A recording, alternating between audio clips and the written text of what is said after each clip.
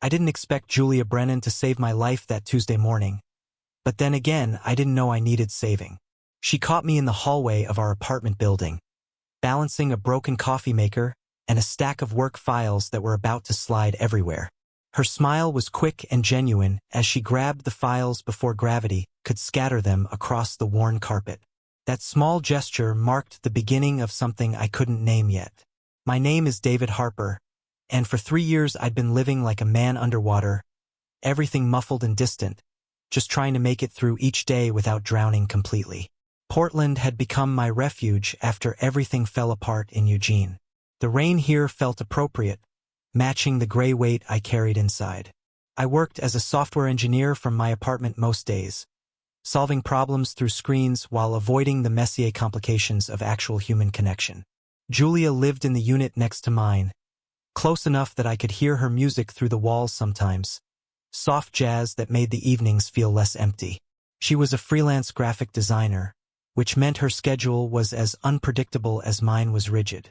We'd started with polite nods in the hallway, then brief conversations about the building's terrible heating system, then gradually something that resembled friendship. She'd knock on my door when she needed help reaching something on a high shelf. I'd text her when I accidentally ordered too much Chinese food. Simple exchanges that felt safe because they had clear boundaries. What made Julia different from other people I'd met since moving here was her patience. She never pushed. When I deflected personal questions, she'd just smile and change the subject. When I made excuses about being busy, she'd say maybe next time without any edge in her voice. Most people gave up after a few attempts.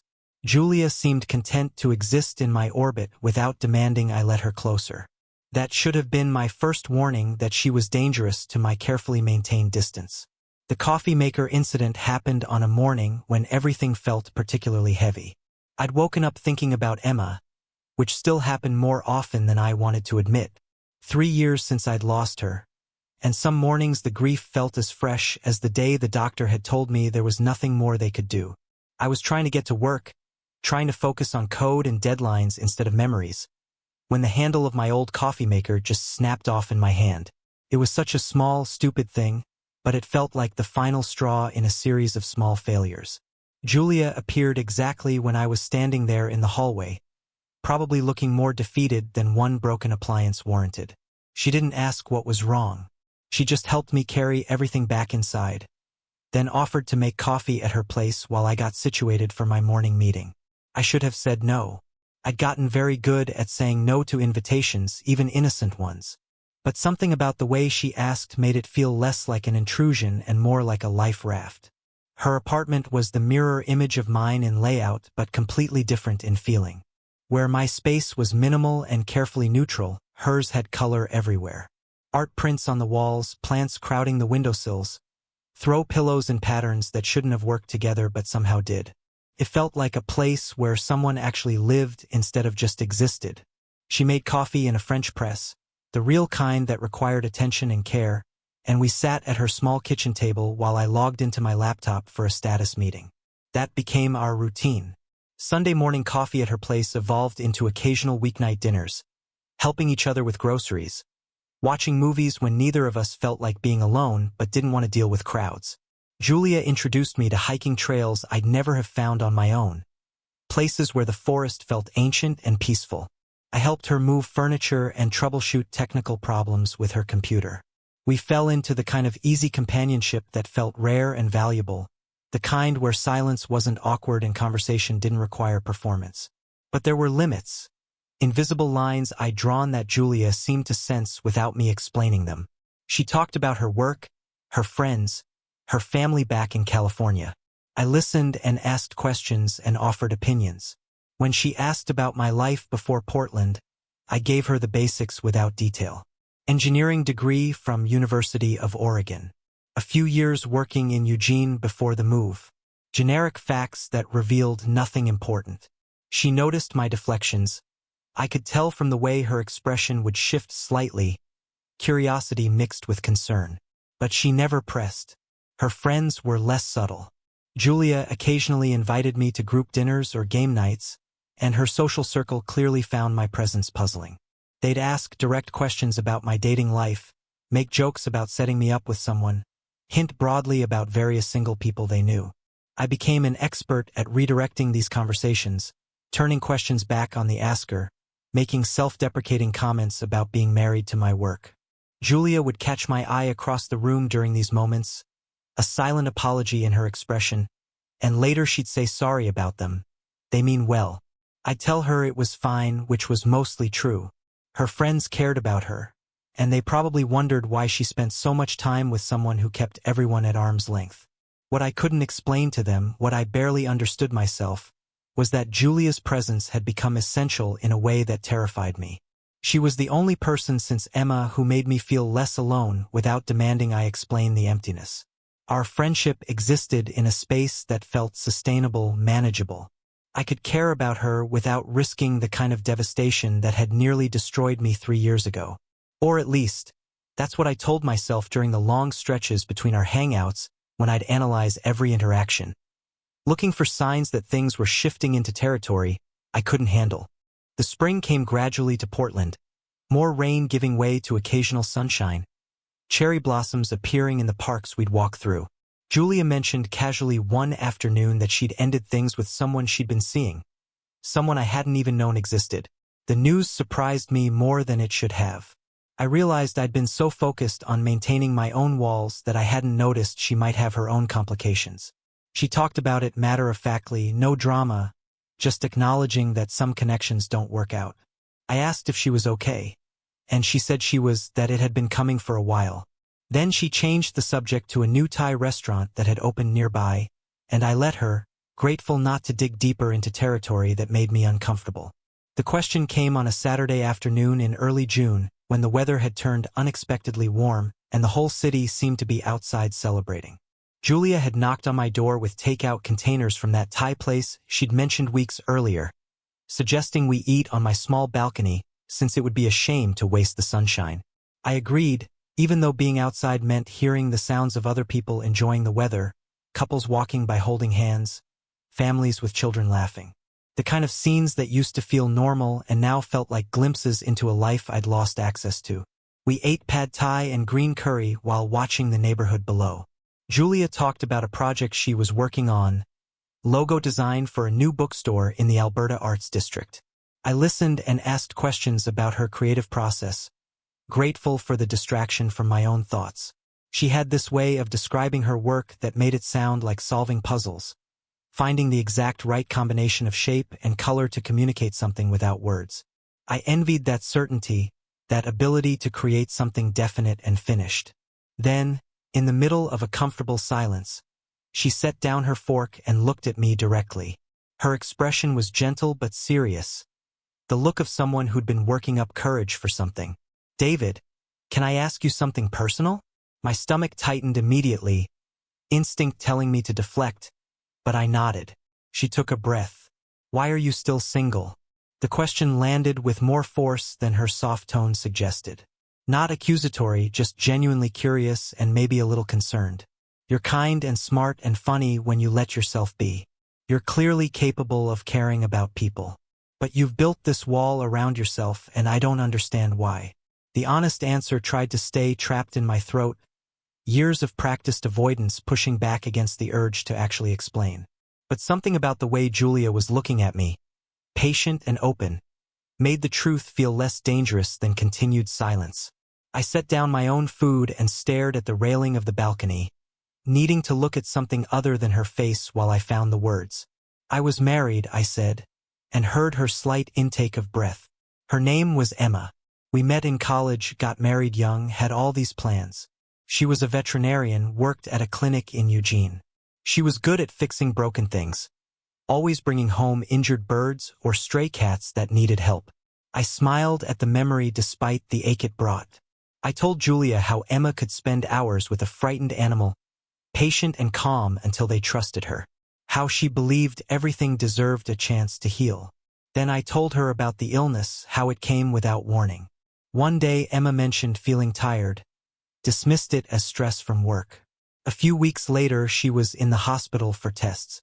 The doctors used words like aggressive and limited options.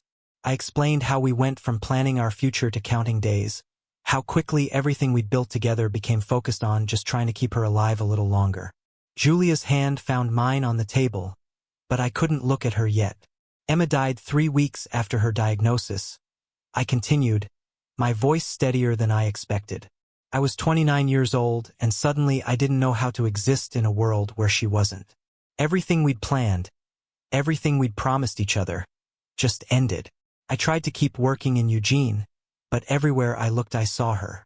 The apartment we'd shared, the streets we'd walked, the future we were supposed to have. So I moved here thinking distance would help. I finally met Julia's eyes. Her face showed exactly what I'd feared, the kind of empathy that made my chest hurt. But what I didn't expect was recognition, like she understood something deeper than just my story. I kept talking because stopping felt impossible now. I know 3 years is a long time, and people probably think I should have moved on by now. But dating feels impossible. Not because I'm still in love with a ghost, though maybe part of me is. It's because I learned exactly how much it hurts to lose someone you love that completely. My heart survived it once, barely. I'm not sure it could survive it again, so I just don't risk it. I keep people at a distance where caring about them won't destroy me if something goes wrong. Julia squeezed my hand. Her eyes bright with tears she was trying not to let fall. David, she said quietly, I'm so sorry. For Emma, for what you went through, for asking a question that brought all of that back up. I shook my head. You didn't do anything wrong. You've been a good friend, patient with my weird boundaries. You deserve to know why I am the way I am. She was quiet for a moment, then spoke carefully.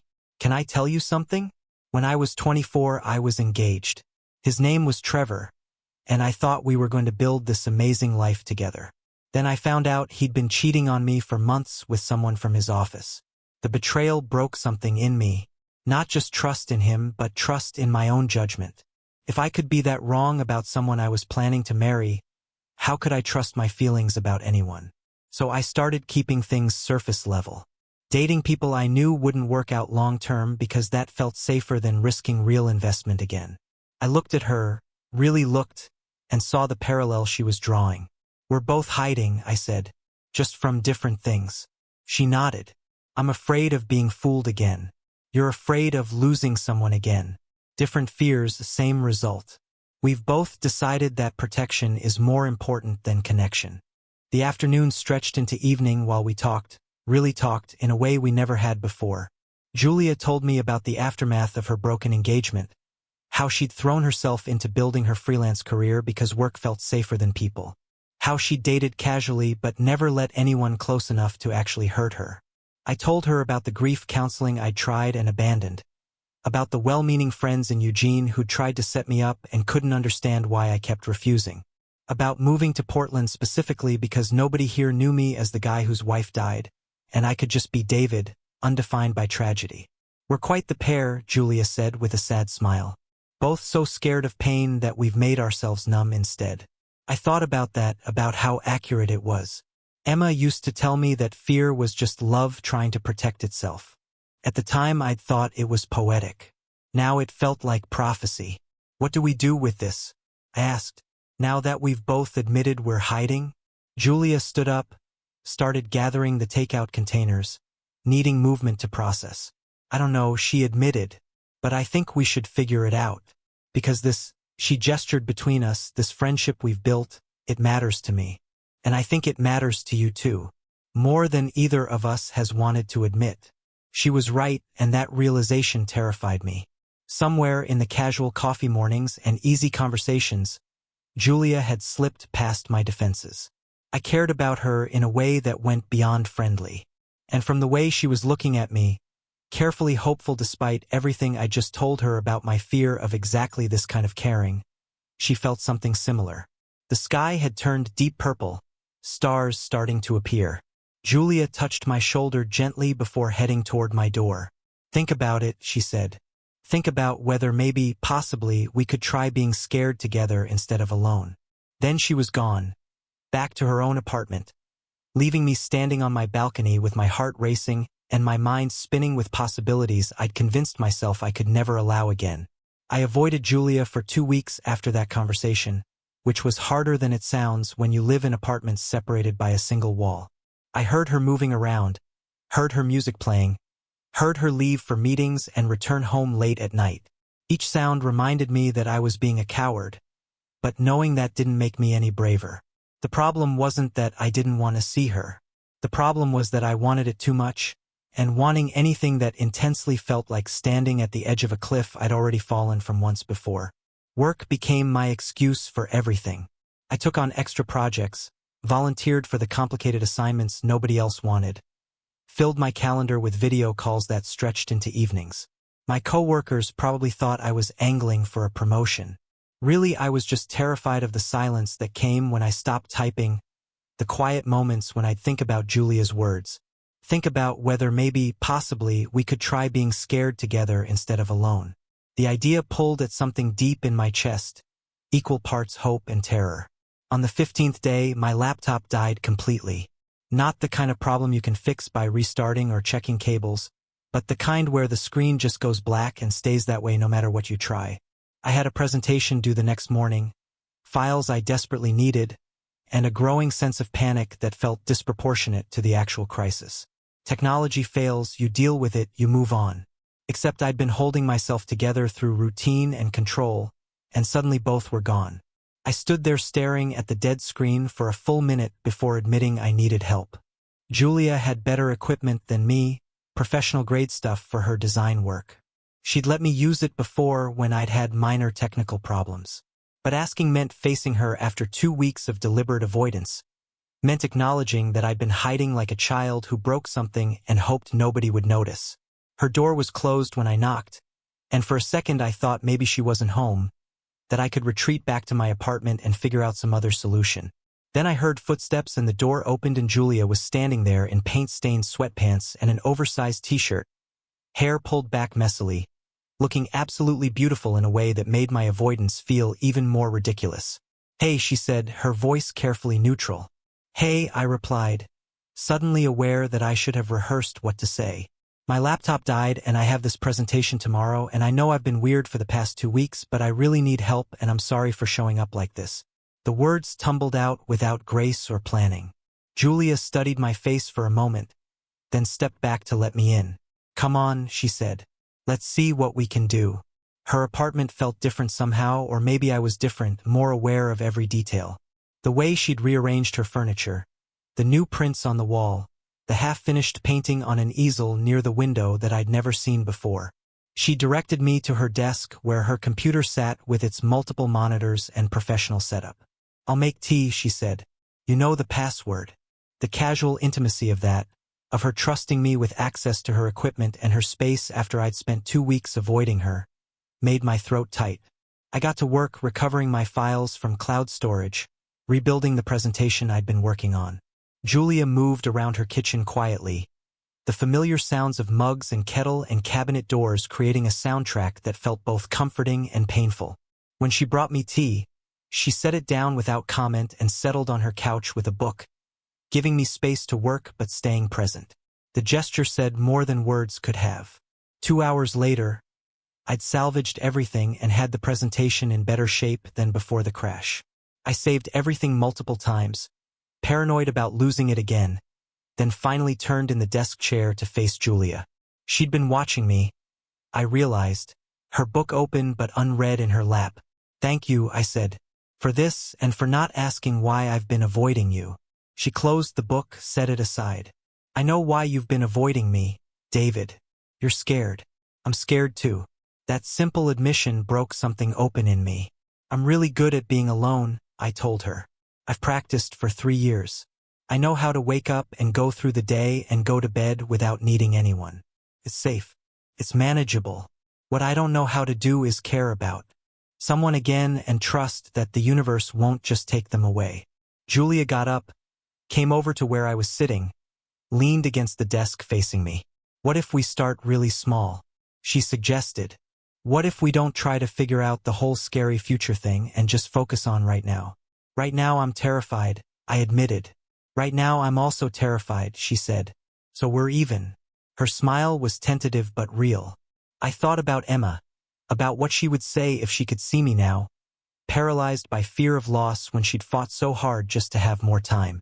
She'd be furious with me for wasting 3 years being safe instead of being alive. That thought should have made me sad. But instead it felt like permission. What does starting small look like? I asked. Julia considered this. Maybe it looks like you stop avoiding me. Maybe we have dinner together once a week, actual dinner where we sit down and talk, not just take out while working. Maybe we're honest about the fact that this friendship has turned into something else, and we stop pretending otherwise.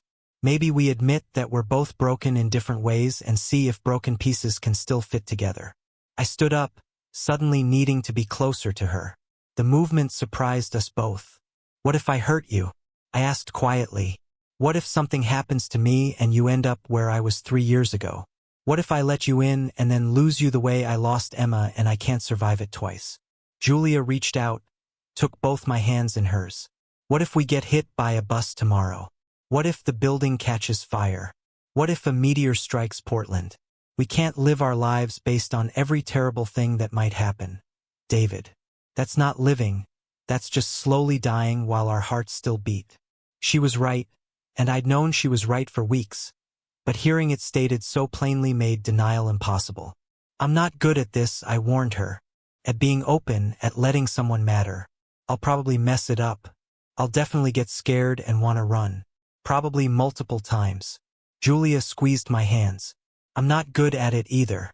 I'll probably get suspicious and look for betrayal that isn't there. I'll definitely have moments where I convince myself you're going to leave. We're both disasters, David. But maybe we can be disasters together. I pulled her into a hug, sudden and tight, feeling her surprise before she relaxed against me. Her hair smelled like paint and shampoo, her body warm and solid and real. We stood like that for a long time, not kissing, not even really talking, just existing in the same space without walls between us. It felt terrifying and necessary and like coming up for air after being underwater for years. When we finally pulled apart, Julia's eyes were wet but she was smiling. So she said, dinner. Tomorrow night. Actual dinner, not work dinner. Here or at your place doesn't matter. We sit down, we eat, we talk about things that matter. And we don't run away scared, at least not immediately. Deal? I nodded, my heart racing but my answer certain. Deal. That night I lay in bed listening to the sounds of Julia moving around next door. But instead of the usual loneliness those sounds brought, I felt something else. Hope, maybe. Or possibility. The idea that my story didn't have to end with Emma, that loving her and losing her could be a chapter instead of the whole book. It didn't make the fear go away. Fear that deep doesn't just disappear. But for the first time in 3 years, I felt like maybe the fear didn't have to win. Dinner the next night was awkward in all the ways first dates are awkward, which felt absurd given that Julia and I had eaten together dozens of times. But this was different and we both knew it. She'd cooked actual food instead of ordering takeout, some kind of pasta dish with vegetables and herbs from the farmer's market. I brought flowers from the shop downstairs, which made her laugh and blush at the same time. We're really doing this, she said, setting them in a vase. We're really doing this, I confirmed, and my voice only shook a little. We talked about safe things at first. Her latest client project, my presentation that had gone well despite the laptop disaster, a movie we'd both seen and had different opinions about. But gradually the conversation shifted deeper. Julia told me more about Trevor, about the specific ways his betrayal had damaged her ability to trust. How she'd found texts on his phone, confronted him, watched him lie to her face before finally admitting it. How she'd felt stupid for not seeing the signs earlier, for believing his excuses about working late and weekend business trips. I told her more about Emma too, details I'd never shared with anyone in Portland. How she'd stayed optimistic even when the doctors stopped talking about treatment and started talking about comfort. How she'd made me promise not to waste my life being sad. A promise I'd clearly broken. How the hardest part wasn't the dramatic hospital moments but the small ones after, waking up and forgetting for a second that she was gone. Then remembering all over again. Julia listened without trying to fix anything, just bearing witness to pain I'd carried alone for too long. The weeks that followed were a careful dance of progress and setbacks. We had good days where everything felt natural and right, where I'd catch myself laughing at something Julia said and realize I felt happy. actually happy, not just content or distracted. Then we'd have hard days where my anxiety would spike over nothing, where I'd see a couple holding hands and suddenly feel like I was betraying Emma's memory. Julia had her own hard days, moments where she'd withdraw, and I could see her waiting for me to prove her fears right, to lie or leave or reveal some hidden betrayal. We learned to talk through it. That was new for both of us, the idea that problems could be solved with conversation instead of distance. When I had a panic attack at 2 in the morning, convinced something terrible was about to happen to Julia, she came over in her pajamas and sat with me until I could breathe normally again. When she got quiet and distant after meeting some of my coworkers, convinced one of them was flirting with me, I asked her directly what was wrong, and we worked through the insecurity together instead of letting it fester. 3 months in, Julia's parents came to visit from California. Meeting them felt enormous, like crossing a threshold I couldn't uncross. Her mom was warm and talkative, her dad quiet but observant. They took us to dinner at a nice restaurant in the Pearl, and I found myself being evaluated in ways that were both obvious and subtle. Julia had clearly told them about my history because her mom mentioned being sorry for my loss in a way that felt genuine rather than performative. Afterward, walking back to our building through streets wet with recent rain, Julia took my hand. "That went well," she said, sounding relieved. "Your parents are nice," I replied. "Your dad asked me a lot of questions about my intentions." She laughed. "He's protective. I told him you were worth protecting me, even from my own fear." The weight of that statement settled between us, heavy with meaning. By late summer, we'd fallen into rhythms that felt less like trying and more like living. Julia kept her apartment but spent most nights at mine, or I'd stay at hers. We hiked on weekends, explored the coast, found small towns neither of us had visited before. She met my few friends from work, integrated seamlessly into my carefully small social circle. I met more of her friends, the ones who'd been suspicious of me initially but gradually accepted that I was serious about her. The panic attacks became less frequent, though they never disappeared completely. Some nights I'd wake up absolutely certain that something had happened to Julia, and I'd have to see her breathing beside me or hear her voice before the fear would release its grip. She never made me feel weak or broken for these moments. She'd just remind me that she was here, that we were both okay, that fear was allowed to exist without being in charge. Julia had her own struggles. Sometimes she'd get quiet and withdrawn, and I learned to recognize it as her brain trying to protect her by creating distance before I could abandon her first. We developed a code phrase for these moments. "Are you running?" I'd ask gently, and she'd either say yes and we'd talk about why, or no and explain what was actually bothering her. The honesty felt revolutionary, like we'd discovered a language most people never learned. 1 year after that first terrifying conversation on my balcony, Julia suggested we take a trip to the coast for the weekend. We drove out to Cannon Beach, walked along the sand with the famous Haystack Rock rising from the water. The air smelled like salt and possibility. We found a quiet spot away from the tourists and sat watching the waves crash against the shore, the sound ancient and relentless and somehow comforting. "I've been thinking," Julia said, and I turned to look at her. "About what?" "About how we started this whole thing scared and broken, and somehow we've built something real anyway. About how Emma was right that you shouldn't waste your life being sad, and how Trevor was wrong that love means trusting blindly without paying attention. About how maybe we've both learned something important." I pulled her closer, her head resting on my shoulder. "What have we learned?" I asked. "That being brave doesn't mean not being scared," she said. "It means being scared and choosing to try anyway. It means trusting that even if the worst happens, even if we lose each other somehow, the time we had would have been worth the risk." I thought about that, about Emma and the years we'd had before cancer stole our future. Would I trade those years to avoid the pain of losing her? Never. Not even for a second. "That's what I figured out too," I told Julia. "Loving you doesn't erase what I had with Emma. It doesn't mean I've forgotten her or stopped missing her. It just means I'm choosing to live the life she wanted me to have instead of the half-life I was existing in. And you're choosing to trust me even though Trevor taught you that trust can be broken. We're both choosing each other despite having really good reasons to choose safety instead." Julia lifted her head, looked at me with eyes that held everything we'd survived together, and everything we still had to face. So where do we go from here? She asked. I kissed her, soft and certain, tasting salt air and possibility. Forward, I said. We just keep going forward together. And for the first time since Emma died, forward didn't feel like moving away from something precious. It felt like moving towards something equally valuable, something I'd almost missed by being too afraid to reach for it.